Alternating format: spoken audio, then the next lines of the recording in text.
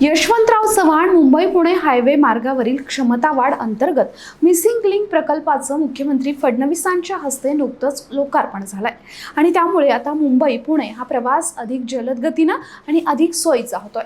मात्र तुम्हाला माहिती आहे का की या महत्त्वाकांक्षी प्रकल्पाचा नेमका जनक कोण आहे? कुणाच्या काळात ही संकल्पना मांडली गेली आणि ती पूर्णत्वासही गेली? थांबा सांगते।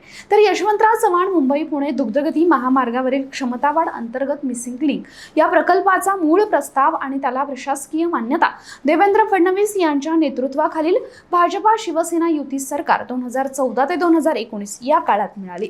2017 ते 2018 या दरम्यान या प्रकल्पाच्या आराखड्याला अंतिम स्वरूप देण्यात आलं। महाराष्ट्र राज्य रस्ते विकास महामंडळाच्या माध्यमातून या प्रकल्पाच्या कामाला गती देण्यात आली। प्रकल्पाच्या प्रत्यक्ष कामाचे आदेश आणि कामाला सुरुवात देखील फडणवीस मुख्यमंत्री असतानाच म्हणजे 2018 ते 2019 मध्ये झाली। या प्रकल्पाचं भूमिपूजन करून टनेल आणि पुलाच्या कामाला सुरुवात करण्यात आली होती।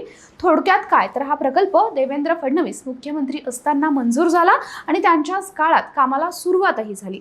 त्यानंतर आलेल्या महाविकास आघाडी आणि सध्याच्या महायुती सरकारनं हे काम पुढे सुरू ठेवलं आणि 1 मेला आता या प्रकल्पाचं लोकार्पण देखील मुख्यमंत्री देवेंद्र फडणवीस यांच्या हस्ते झालं।